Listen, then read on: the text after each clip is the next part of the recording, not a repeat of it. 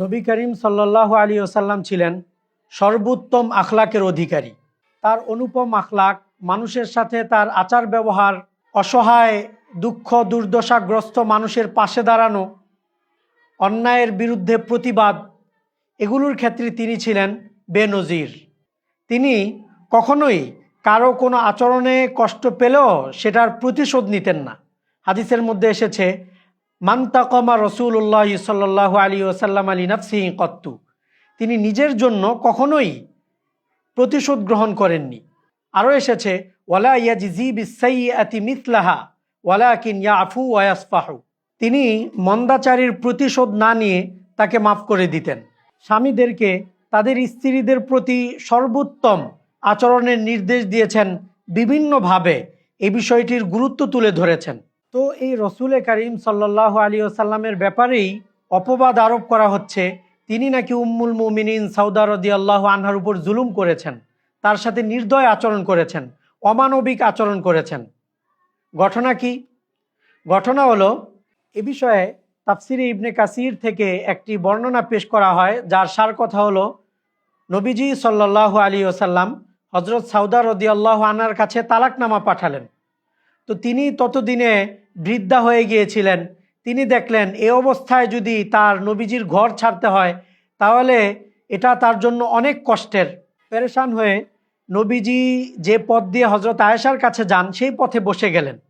এরপর যখন নবীজি আসলেন, তাকে বললেন, আমি আপনাকে মহান আল্লাহর শপথ দিয়ে বলছি যে আল্লাহ আপনার উপর তার কালাম অবতীর্ণ করেছেন, আপনাকে নবী হিসাবে নির্বাচন করেছেন। আমি তো অতিশয় বৃদ্ধা হয়ে পড়েছি, আমার কোনো পুরুষের প্রয়োজন নেই যে আমি আরেকটি বিবাহ করব। আমি চাই কিয়ামতের দিন আমি যাতে আপনার স্ত্রীদের মধ্যে থাকতে পারি। এই সম্মান থেকে আপনি আমাকে মেহেরবানি করে বঞ্চিত করবেন না। তো নবীজি তার এই দরদ ভরা কথা শুনে তাকে ফিরিয়ে নিলেন। তখন তিনি খুশি হয়ে তার নিজের পালার দিনটি হযরত আয়েশা রাদিয়াল্লাহু আনহাকে দিয়ে দিলেন।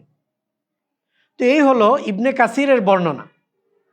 তো যদি স্বাভাবিকভাবে আমরা ভাবি তাহলে এই ঘটনায় আপত্তিকর কিছুই নেই, কিন্তু ইসলাম বিরোধীরা এই সাধারণ ঘটনাটিকে অত্যন্ত অশ্লীলভাবে নিজেদের পক্ষ থেকে আরও নানা রকম শব্দ বাক্য যোগ করে এমনভাবে উপস্থাপন করে, এমন একটা কনসেপ্ট তারা দাঁড় করাতে চায় যে কেমন জানি নবীজি সাল্লাল্লাহু আলাইহি ওয়াসাল্লাম হযরত সাউদা রাদিয়াল্লাহু আনহার উপর জুলুম করেছেন, তার সাথে অমানবিক আচরণ করেছেন। তো যেহেতু তারা এই ঘটনা দিয়ে নবীজির সুমহান চরিত্রের ব্যাপারে কালিমা লেপন করতে চায়, তাই চলুন এই ঘটনা নিয়ে আমরা একটু বিশ্লেষণ করি। নবীজি সাল্লাল্লাহু আলাইহি ওয়াসাল্লাম হযরত সাউদা রাদিয়াল্লাহু আনহাকে তালাক দিয়েছিলেন বলে যেই বর্ণনাগুলো পাওয়া যায়, এই বর্ণনাগুলোর কোনোটাই বিশুদ্ধ সূত্রে প্রমাণিত না। তিনি তাকে তালাক দিয়েছেন এমন কোনো সহিহ বর্ণনা নেই। এ বিষয়ে বিস্তারিত জানার জন্য মাওসুআতু মাহাসিনিল ইসলাম গ্রন্থটি দেখা যেতে পারে। এমনকি তাফসিরে ইবনে কাসিরের যেই বর্ণনা ইসলাম বিরোধীরা পেশ করে নবীজির উপর আপত্তি করতে চায়, সেই বর্ণনা উল্লেখ করে খোদ ইবনে কাসির রহমতুল্লাহ আলাইহি সেই বর্ণনার ব্যাপারে বলেছেন গরীবুন মুরসাল, অর্থাৎ বর্ণনাটি বিরল এবং সূত্র বিচ্ছিন্ন, এর অবিচ্ছিন্ন কোনো সূত্র নেই। এটি বিরল একটি বর্ণনা, আপত্তিকর একটি বর্ণনা।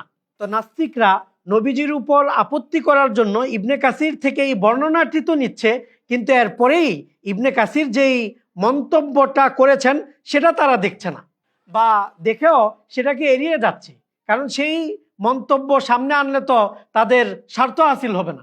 তো এটা কখনোই কোনো ইনসাফ প্রিয় মানুষের কাজ হতে পারে না। তো ইবনে কাসির রহমতুল্লাহ আলাইহি এই বর্ণনাটি উল্লেখ করেছেন ঠিক, তবে সাথে সাথেই এই বর্ণনাটি যে আপত্তিকর তাও তিনি বলে দিয়েছেন।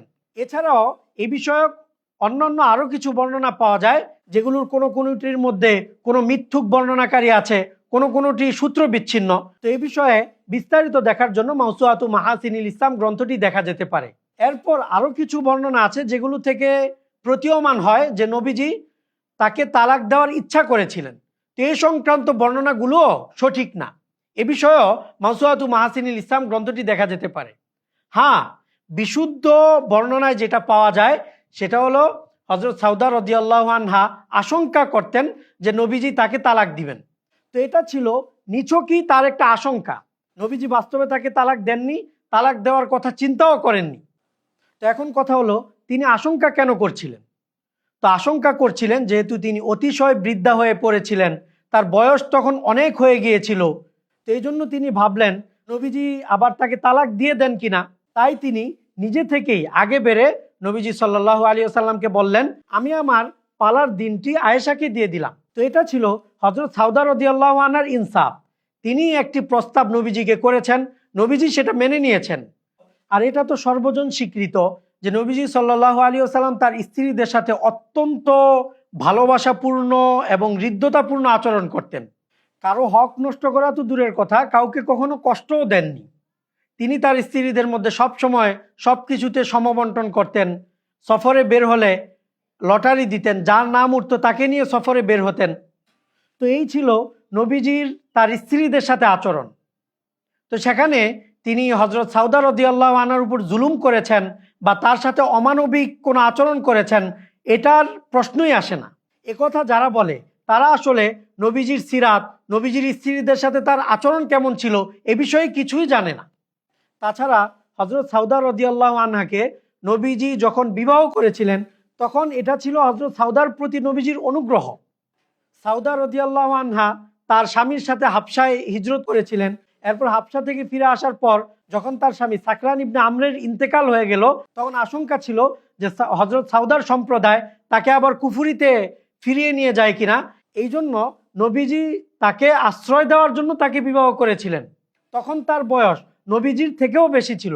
নবীজির বয়স তখন ছিল 50, আর হযরত সাউদা রাদিয়াল্লাহু আনহার বয়স বিবাহের সময়ই 55, মতান্তরে 66 বছর ছিল।